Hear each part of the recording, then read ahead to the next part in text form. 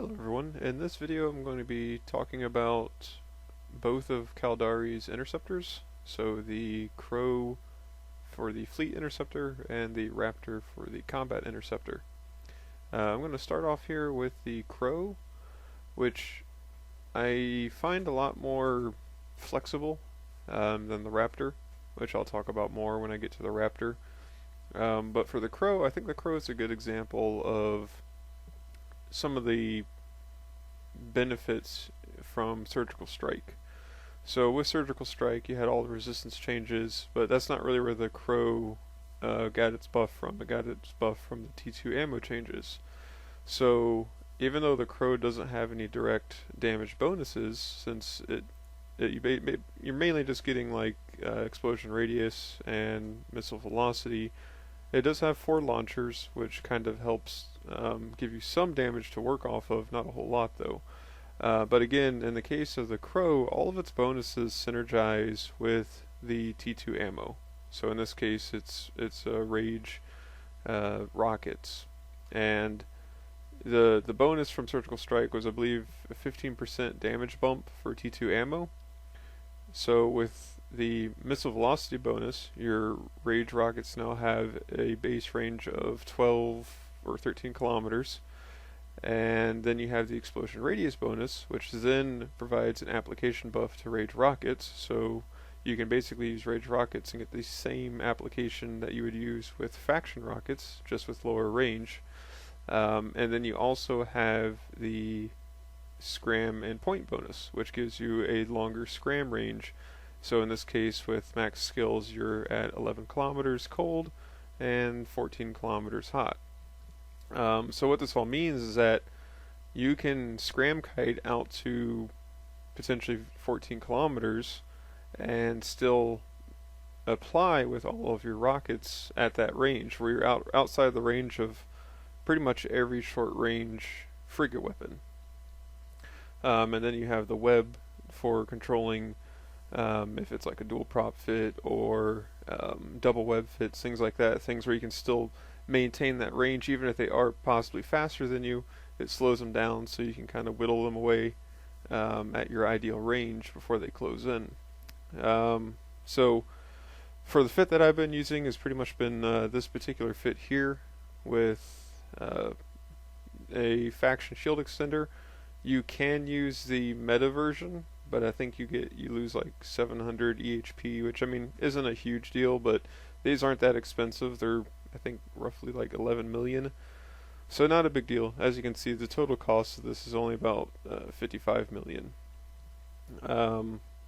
You can use the Meta 1 auxiliary power core, as that keeps you within your CPU limits and gives you enough power grid to work with to get that shield extender to fit. The BCU is the meta version, again due to low CPU issues, and then use a T2 loading accelerator and then the extender just to get you a little bit more buffer.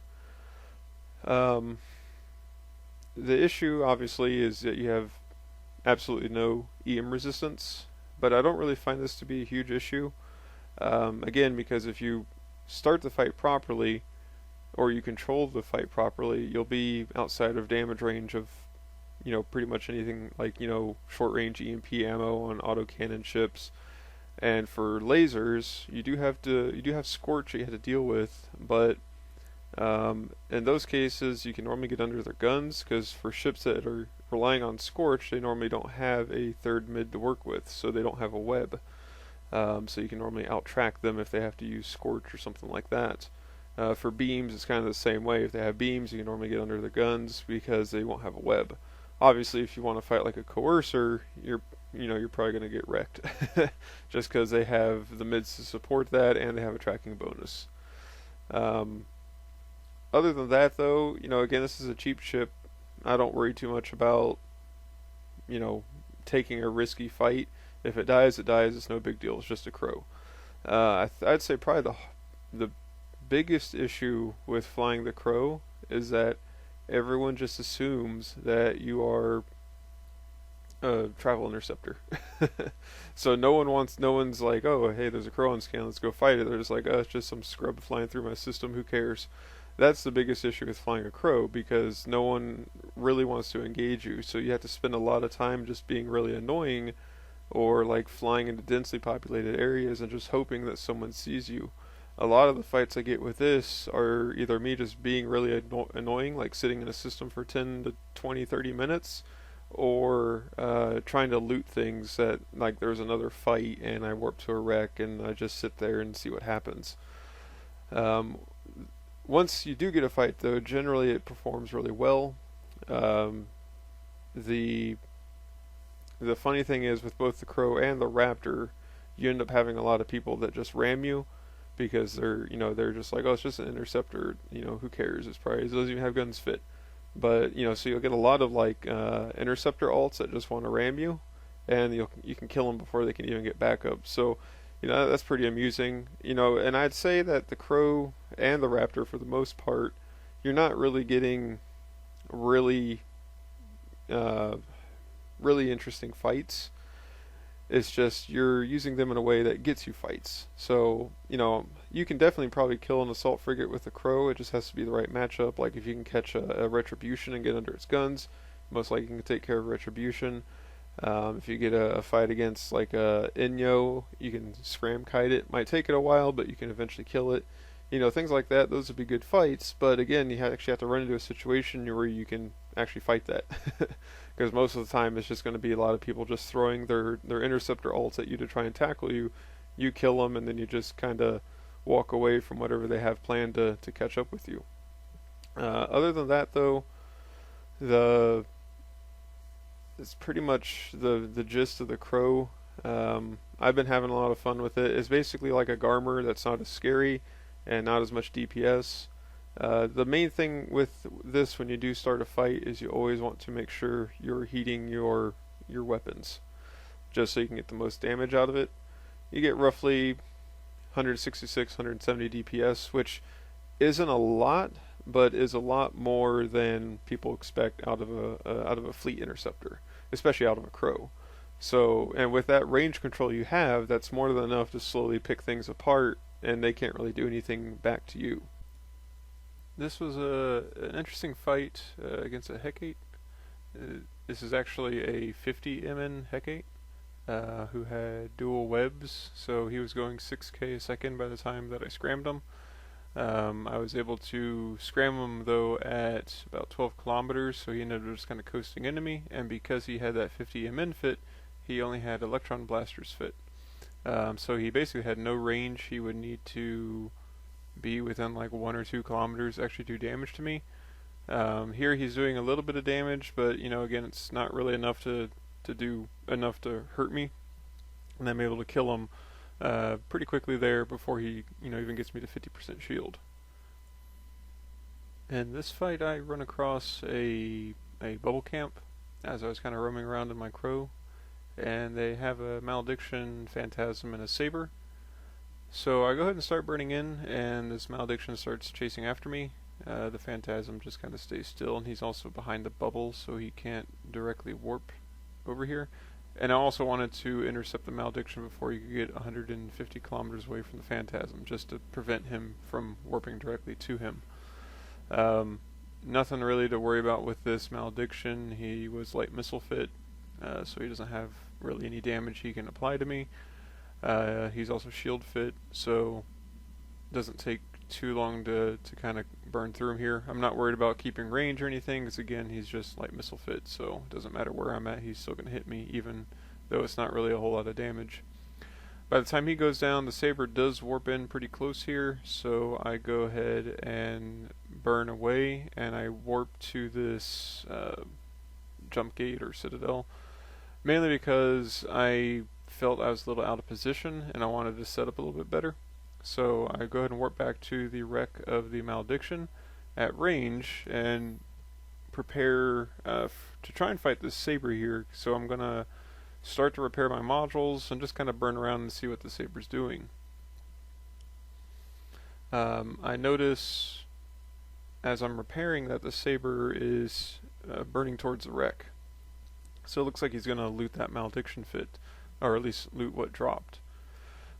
I look at the saber just to see if he's fitted with artillery or anything weird like that. But he looked like he was fit with 200 millimeter autocannons, which is fine. Um, Most sabers, while they might fit barrage, honestly, most of them aren't, hardly ever fit barrage or ever use it anyway. They just stick with hail, and then they have no range or tracking.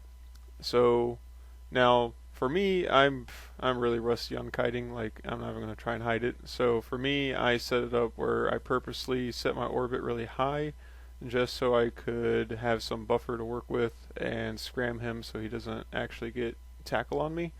And then I'm constantly just adjusting my orbit range, just so I can find that sweet spot where I can keep my scram heated, but also stay out of his tackle range. And right around 7500 is where I found where I can keep my scram on him and maintain the orbit and stay out of his scram range. There are a few times where I get probably pretty close to his scram range, but I think I'm just at that edge where he's not able to do anything. I do kind of keep my self hovering over the web in case he does get a little close, and at this point I swap to a 5 kilometer orbit.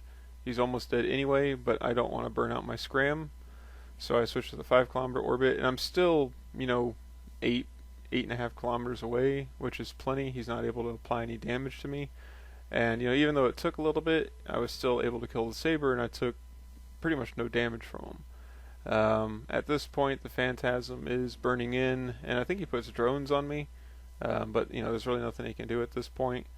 I think I try and loot. Yeah, I do try and loot the saber wreck. In the meantime, I kind of derped here, and I missed the Republic fleet extender because I was rushing to try and uh, grab some loot, but I think my cargo was already full from something else.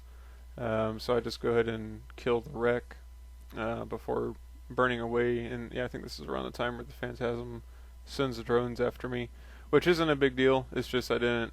There's no real reason for me to stick around at this point, so I just kill the wreck and burn off.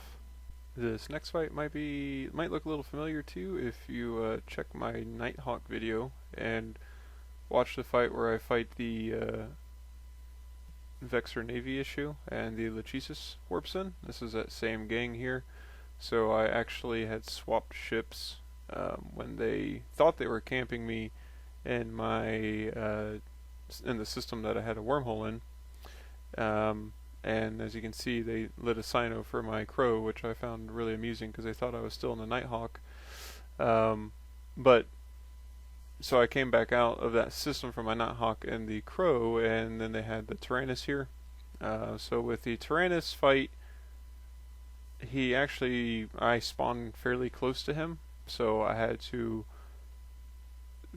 burn away from him because as long as I had a couple seconds to work with, I would be able to get away from him, or at least kind of string him along, so I wouldn't have to worry about the Demos or the Arazu. And so I was able to do that. So I was able to burn away, and he starts chasing, and I was able to get a long scram on him. But that combat interceptor speed buff allowed him to kind of roll in. He just kind of drifted in with the momentum he had, so even though he was scrammed and webbed, he was still able to kind of roll in on that momentum. Thankfully, though, Tyrannus doesn't have a range bonus, so even though he got to 5 or 6 kilometers, or even a little bit lower, he couldn't apply. He also had void loaded, and so again, he had no range essentially. He was mainly hull tanked. And so, just with that ability for me to project that much damage and the control I have, and also the application bonus, so I was able to get a good application with my rage rockets to that Tyrannus. I was able to kill him before he could do any significant damage. For this fight, I basically harassed Slice for like 40 minutes, and they eventually undocked 2 cormorants. So I was kind of toying with these cormorants, trying to get them to chase me. I finally got one to land on a planet, and I run in and tackle them. And the tricky thing with destroyers, a cormorant or any destroyers that they all have tracking bonuses. Even though it's a rail fit and I'm trying to get under his guns, he's still able to track me fairly well. I do kill him in low shield, and then I warp off right as this other cormorant starts to do damage to me. And when I checked, even if you do no prop or no MWD on, the cormorant still tracks really well. So, you know, in either situation, it doesn't really matter in that because of that tracking bonus. So I just stuck with the MWD, but I was able to get a fight out of it. For the Raptor, the kind of going back to when I was talking about the Crow, the Raptor, in my opinion, is very one-dimensional. You know, you fit it with blasters, you do a lot of damage. And it has a range bonus, which is nice, but overall, it's just, you know, it works. It's just, again, it's one-dimensional. It's kind of easy for people to see what's going to happen, and it just doesn't really. It's flexible to an extent with that range bonus, but not enough, in my opinion, to really counteract some of the other issues with it. Some of this could be resolved by switching to rails, but you end up running into more fitting issues, and then your DPS is really low. Like, I think it's like 150, 160, something like that, which isn't terrible, but I think in the case of the Raptor, because you don't have the range bonuses like the Crow for your scram, you're a little bit more open to being countered by things that have projection, and just you lose some of that damage to where you can just quickly kill something and burn away, which I think is what the Raptor is really good at, and to a lesser extent the Tyrannus. You know, the Tyrannus is probably a little bit better at what the Raptor does, mainly because you can do like a dual prop fit. Technically you can do dual prop on the Raptor as well. Just losing that web can sometimes be a problem depending on what you're fighting. But, you know, for the most part, it works pretty well for what it does. For me personally, I'm not a huge fan of hybrids and blasters, just because, again, they're very, very precise on what they do. You just get on top of someone and you do a bunch of damage, which, you know, is fine for this particular application. Kind of a similar situation with the Crow, though, because you only have 3 guns. You want to make sure you're heating anytime you start the fight. This fit here does 333 DPS with heat, which is, you know, really good for an interceptor. So you can definitely catch a lot of people off guard with that damage. And unlike the Tyrannus, you have, you know, pretty good buffer to work with. The one issue with the Tyrannus is that you don't really have a ton of buffer. But that dual prop does help mitigate a ton of damage. But then you start running into potential cap issues, whereas the Raptor really doesn't have any cap issues. You just, you know, ram and pray. For this fit, though, again, use a Republic Fleet medium shield extender, just mainly for the fitting, and plus you get a little extra EHP out of it. And again, they're relatively cheap. Everything else, though, is pretty much compacted except for the micro auxiliary power core. You need to use a T2 one so your power grid stays within, you know, so you don't need implants. Although actually this one might need an implant on this one. I normally always fly with a 2% implant, so what you see here may not be accurate if you're not flying without any implants.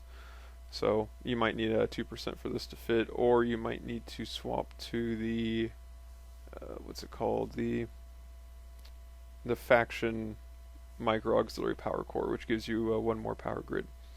Everything else, though, because the CPU is really tight, you got to fit the compacted versions of everything else.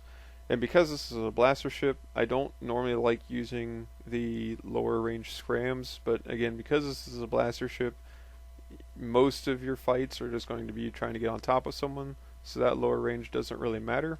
The only time this really comes into effect is when you need a scram kite, which for the Raptor, because it does get that range bonus, you can use that with null. So let's kind of plug that in here real quick. With null, you have a 4.7 kilometer optimal range, and your fall off is 9.1 kilometers. So you generally, your ideal scram kiting range is probably going to be around 7 to 7.5 kilometers. If you go that full 9 kilometer range, you're just going to kind of be tickling things, which might be good enough to get you to kill what you need to kill. It's just going to take a little bit. The other thing with the Raptor is that with the recent combat interceptor buffs, you now get the bonus to the overheat bonus. So even though I don't have any nanos or speed mods on this, I can still get to almost 7 kilometers a second, which is great for when you need to just really burn in on something really quick, which does synergize well with the blasters. So that way, if there's something that's trying to kite away from me, I can just burn in and get on top of it really quick and put damage on it. The only issue that I find with this, and this is probably just my own issues in flying kitey ships or fast ships, because I mean, you guys know me, I don't fly things with micro warp drives very often, especially small ships. I'm normally flying battleships or battle cruisers. Is that when you're going 7k a second, it's very easy for you to overshoot things, which with how Eve manages the approach function is that you'll slingshot and then you'll go in a straight line, which, like if you're fighting something with artillery, can be kind of a death sentence for you as you string along and go in that straight line and then slow down to turn back around to go and start approaching again. So that's just kind of the one thing you got to be a little careful of. Sometimes control spacing as you're approaching the target but still a ways out, like maybe 10 kilometers hit control space, can help you kind of drift in closer to your ideal scram range without overshooting as much. Overall though, the Raptor works in those specific situations where you can just get in on top of them, do a lot of damage, and get out. But again, it's just very one-dimensional. I like the CrowP a lot better. I kind of wish the CrowP was the combat interceptor and the Raptor was the fleet interceptor, because I mean, to be honest, it makes a lot more sense. And I think a long time ago that's how it was, which is why the Raptor has the shield resist bonus, like the Malediction has the armor resist bonus. But CCP changed that, I think, when the CrowP was really dominant, probably 5 or 6 years ago, when they first rebalanced interceptors. The CrowP the CrowP was using a light missile fit with 3 launchers, and I think it had a damage bonus, and it was you just basically had crow gangs flying everywhere and killing things. But yeah, so anyway, that's kind of a separate rant. But yeah, Raptor works, just not a huge fan of it. Like the CrowP a lot better. But when you do run into those situations where you can use the CrowP to its full, or the Raptor to its full potential, it does work really well. For this first fight with the Raptor, I was chasing a saber around this system. And my goal here is to set up the fight where I can scram kite. He kept running from me, so that's kind of why he's at range and warping off. This happened several times before I started recording. I see that he warps to this gate here, so I'll go ahead and warp to it as well. What I was hoping for is that I'd catch him on the other side, but I noticed that he's just kind of sitting there waiting at 0, thinking that maybe he's just going to turn around and burn off. What I end up doing here is I actually aggress him while I'm still kind of close to him. This is actually pretty risky, but I've been roaming for a while. I was getting bored, so I was like, let's just go for it. So he actually goes ahead and aggresses at pretty much the same time as me, and I start trying to distance myself the best I can here. Now, I'd say this is not a standard saber fit because he has a web fit. Normally you'd have the dual shield extender fits. And in this case, he's actually applying pretty decently, just because I did start at a fairly low range.